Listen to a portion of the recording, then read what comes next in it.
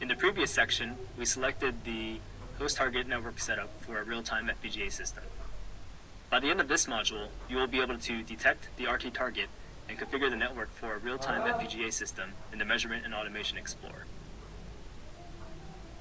So our next step after selecting the host target network setup is to detect the remote target in MAX, or the Measurement and Automation Explorer. From now on, I'll just be referring to the Measurement and Automation Explorer as MAX. Okay, let's walk through the steps of detecting a remote target, in this case a Compact RIO. So the first thing we'll do is we'll connect our Compact RIO to a host PC through a network. Then we'll power up the Compact RIO. If the Compact RIO is not configured, its status light will blink slowly to indicate that. The next thing we'll do is we'll open up MAX, and then we'll take a look at the remote systems in MAX, which shows the devices that are connected over Ethernet. Here we see a screenshot of MAX. So notice to detect the RT target, what we'll do is we'll go to the remote systems and we'll expand it. Under remote systems, this is where our RT target will appear. So let's take a look at what that looks like in MAX. So here you can see on my host computer, I have opened up MAX, and I also have a Compact RIO connected to the same network. So what I'll need to do to detect it is I'm just going to go over here to remote systems, and what I'm going to do is go over here and expand it. So let me click that. And once I've done that, MAX is now searching for some remote systems. And notice that it has found my CRIO over here. And I can select my CRIO, now that it's been detected, and take a look at some of the settings. Now that we've detected our remote target, the next thing we need to do is configure the target network settings. The recommended approach to configuring the network settings is to attempt to obtain an IP address automatically. So this will work if you're connected, if the RT target is connected to a network with a DHCP server, or if the controller supports the auto IP feature. So for example, if we set the RT target to obtain an IP address automatically, and we connect it up to a local area network, first it'll look and see if there's a DHCP server. If there is one, then it'll automatically get assigned an IP address. If there is not a DHCP server, then it'll automatically default to a link local address. However, if this recommended approach doesn't work, then you can also try to specify the IP address manually by using a static IP address. Here we see in MAX how you would automatically obtain an IP address for your RT target. First thing you would do is in MAX, you would go to Remote Systems and select your RT target. And then on the section to the right, you would go ahead and select the Network Settings tab. Once you've selected the Network Settings tab, you'll be able to configure a couple things. What I want you to see right now is over here, there's this item called Configure IPv4 Address, and you want to set that to DHCP or link local. Once you've done this, then click on Save, and once you've clicked the Save button, you've configured your RT target to automatically try to obtain an IP address, either from the DHCP server, and if it doesn't find one, it'll default to a link local address. If instead you would like to manually specify an IP address and use a static IP, this is how you would do it in MAX. So in MAX, again, you would go to the Network Settings tab of your RT target, and then this time on the Configure IPv4 Address item, you'd want to select static instead. Once you've selected static, you'll be able to manually configure what the IP address is going to be. In this case, we see that we have used the IP address of 10.0.5.2, and we've also manually specified the subnet mask 255.255.255.128. Once you've manually specified your IP address, then go ahead and click on the Save button, and it'll save those settings to your RT target. Now let's take a look at what this looks like in MAX. Okay, so now we're in MAX, and notice that over here, under the remote systems, we've already detected our real-time target. In this case, the CRIO 9074. And once we've selected it, we see that we have a General Settings tab under our System Settings tab. So under General Settings, we see what the host name is. We also see the IP address. So now, after we've detected it, we know that we need to go to the network settings and configure those. So I'm going to hover over here, and I'm going to click on Network Settings. notice right now this RT target is using a DHCP or link local address. So this is set to automatically try to find the IP address. Okay. So notice that there happens to be a DHCP server on this network, and the DHCP server has automatically assigned my real-time target an IP address of 192.164.2.143, and also a subnet mask. Now let's say I wanted to select a static IP address instead. Well, to do that, I would select this item right here and change it to static. So if I choose static, notice that now I can manually specify it and give it a static IP address. So instead of using this IP address, I could assign it a static IP address with 150. And I can also change the subnet mask manually if I want as well. And if I wanted to keep those settings, I would just have to go over here and click on the Save button to save it. So now you know how to configure the network settings in MAX for your real-time target. Now you can detect the RT target and configure the network for a real-time FPGA system in MAX. Next, we will add software on the RT target in MAX.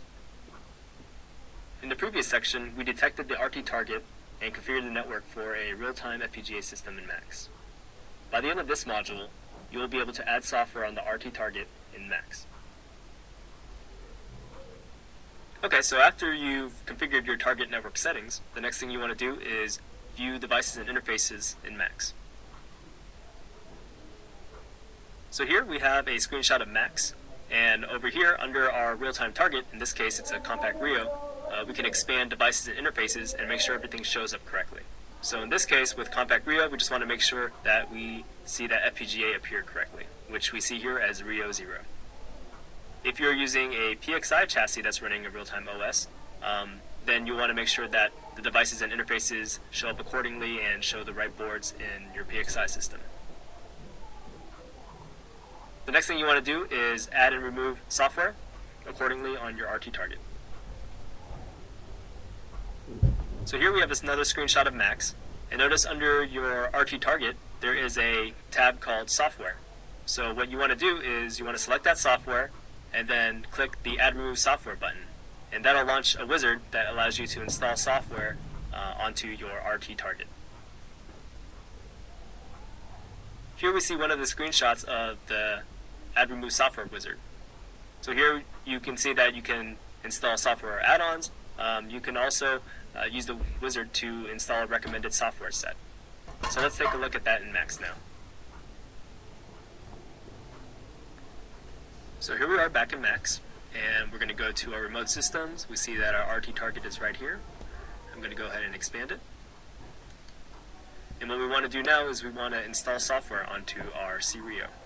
So I'm going to click on Software, and next thing I'm going to do is click on Add Remove Software.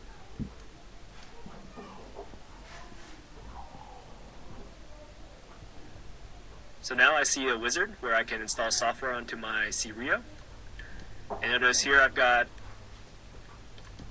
an RIO 12.1, and I can go ahead and select this and click Next to install the recommended software set. So notice that we've got a recommended software set over here. We also have a bunch of add-ons that we can install as well, and we've got a list over here. So I'm going to click Next.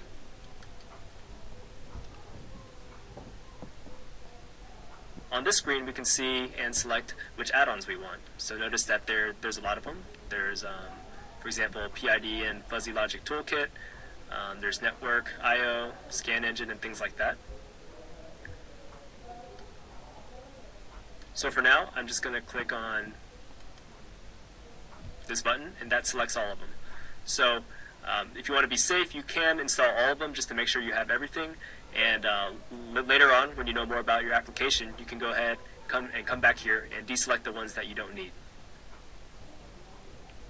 After that, select Next. And on the screen we see which ones we want to install. And then if you click Next, that'll actually begin the update, and it'll start installing this software onto your RT target. And this is what you would do. These are the steps that you would take to install software onto your RT target.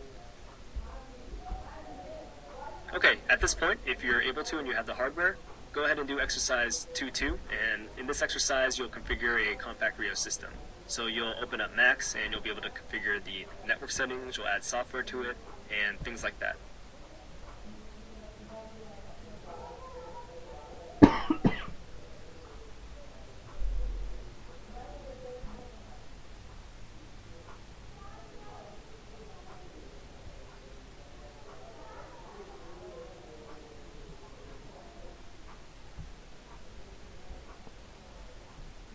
Add software on an RT target in Macs. Next, in the previous section, we added software on an RT target in Macs. By the end of this module, you will be able to create a LabVIEW FPGA project for an FPGA target in a Windows computer. In this slide, we see an overview of the steps that are required for creating a LabVIEW FPGA project. So, the first thing you want to do is, in LabVIEW, you want to create a new project. Next, you want to add a target. So this target, if your device is local, so if you have an R series FPGA card and it's inside your computer, then you would want to add the target under the My Computer item. If your device is networked, for example, if you have a Compact RIO that's attached to the same network as your computer, then you would want to add that target under the project item. The next thing you'll do is, number 3, you'll discover the existing device or create a new device. So if you have an online device, so if you have a device that's actually already installed or attached to the same network, LabVIEW can go ahead and discover the module and I/O nodes. If you have an offline device, for example, if you're creating a project for a FPGA target that you don't currently have in your hands, what you can do is you can create an offline device and add the modules and I/O nodes manually yourself. If the device is a network device, make sure you connect the target to the network. In this slide, we talk about how to create a new FPGA target if it's on a FPGA for Windows system. So the first thing you want to do is you want to right-click My Computer, and then select New, and then go to Targets and Devices. So this is what you would do, for example, if you had a PCI R series card inside a Windows computer. This will launch a new window that says Add Targets and Devices on My Computer. So notice there are 2 different options at the top. So one option is Existing Target or Device. So if you have your R series card and it's already installed inside your Windows computer, you can go ahead and select Existing Target or Device and then click OK, and then what that'll do is it'll automatically detect that target and add it for you. However, if you do not currently have a FPGA board that's installed on your computer, you can go ahead and create one and simulate one by putting New Target or Device. So if you select that option, then notice on the slide it shows that you can select which device you want. So in this case, we're selecting an R series board, and in particular a PCI 7831R. So once you select that and click OK, it'll go ahead and create that simulated device. So here we see how the LabVIEW FPGA project is kind of associated with the graphics that we showed before in this class. So notice that on the FPGA project you have that My Computer item. Well, that My Computer item represents your Windows computer. And then underneath it, notice that as part of the My Computer, there is a FPGA item under there. So that FPGA target, that represents the FPGA board that is inside your Windows computer. So now let's take a look at how we do this in LabVIEW. Okay, in this demo, I'm going to be going through the high-level overview of the steps in exercise 2.3, where we create a LabVIEW FPGA project for an R series device. Okay, so let's say you're doing a LabVIEW FPGA project, and you know you're supposed to be doing it with a PCIe 7852R R series board. However, you don't have that in the mail yet, and you want to get started on it though. So in this case, what we can do is we can create a LabVIEW FPGA project, and we can go ahead and create an offline R series board, so we can start working on it before we actually get our hands on the device. So the first thing we're going to do is we're going to go to Create Project, and then we're going to select Blank Project.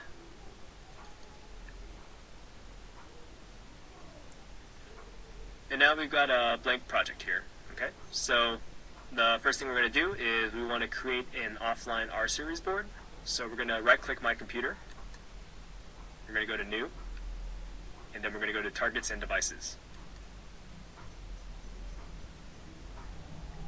So instead of choosing existing, since we don't actually have the R series board yet, we're going to go to new, target, or device.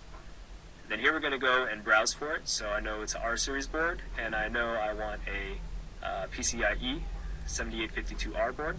So I'm going to select that and click OK. So now you can see that I successfully created a 7852R board, and our FPGA target is on here, and it looks like we're ready to go.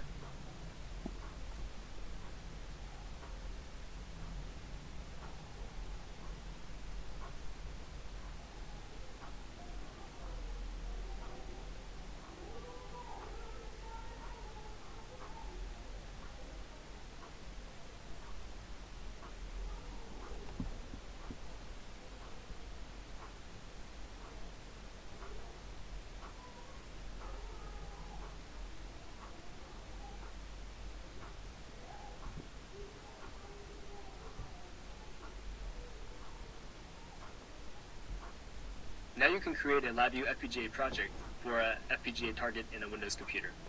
Next, we will create a LabVIEW FPGA project for an FPGA target in an RT target. In the previous section, we created a LabVIEW FPGA project for a FPGA target in a Windows computer. By the end of this module, you'll be able to create a LabVIEW FPGA project for an FPGA target in an RT target. Okay, now let's go through the steps for setting up a project for an RT target. So if you have an RT target, what you want to do is you want to right click on the project item. So notice it's the project item at the top there. So you would right click that and then go to new and then targets and devices. In this window you have two options. So you can either, if you have a RT target that's already connected on the same network, then you can go ahead and select existing target or device and discover it, and then you'll be able to click OK, and the project will automatically discover your target. However, if you're trying to add a RT target and you don't have it connected yet on the network, you can go ahead and select New Target or Device. And then once you've selected that, under New Target or Device, you'll be able to browse and create the target that you're going to receive in the future. If you're using a Compact RIO, the next screen that you're going to see is a Select Programming Mode screen. So for the purposes of this course, since we are going to be using the FPGA on the Compact RIO, we want to select the LabVIEW FPGA interface item, and then click Continue. Here we see a LabVIEW project with the CRIO connected. So if you take a look at it, under your project window, you see a CRIO 9074 item, and notice that there is a bright green circle next to it. If that circle is bright green, then that's going to indicate that your CRIO target is connected to your project. If the CRIO is not connected to the network, then you'll see that green dot go to a dark green. Okay, so if you see a dark green dot, that indicates that your CRIO is not currently connected to your project and is not connected to the network. So we see the CRIO 9074 item on the project, and that's going to represent your CRIO RT target. Beneath it, within it, there is a chassis item as well, and the chassis is what actually contains the FPGA. So this is why the FPGA target item exists under the chassis. And then finally, under that, you'll see the different modules that are connected to that FPGA.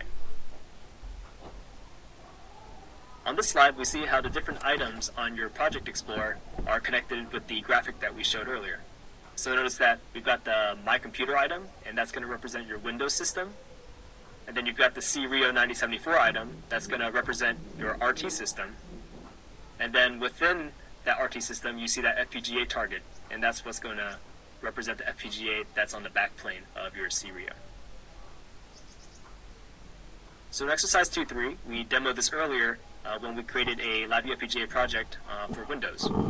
And exercise 2.4 is going to walk through instructions on how to create a LabVIEW FPGA project for an online Compact RIO RT target.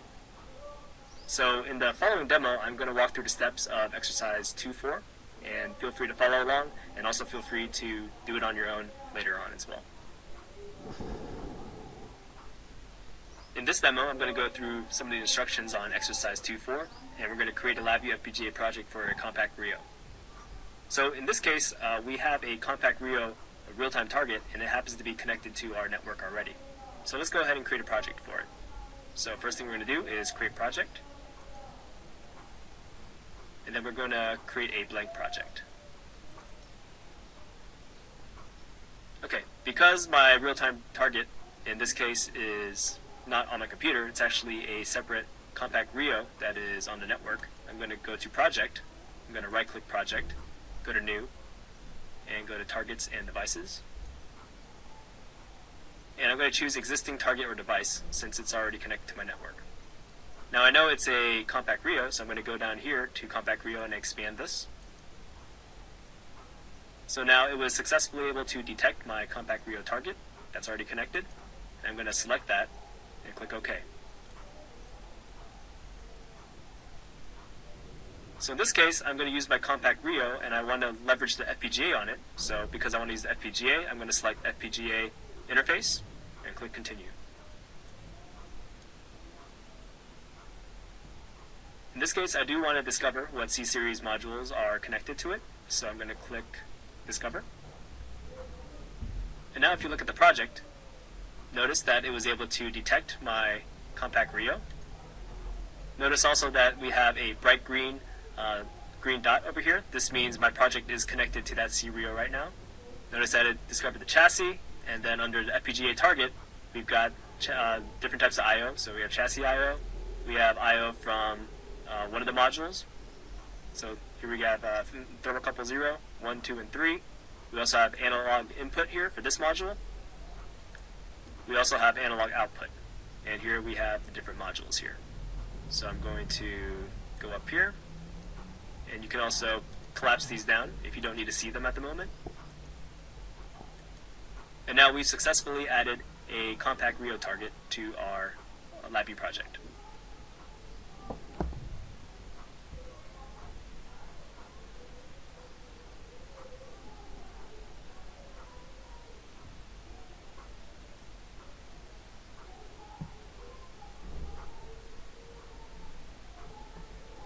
In the previous section, we created a LabVIEW FPGA project for an FPGA target in a real-time target.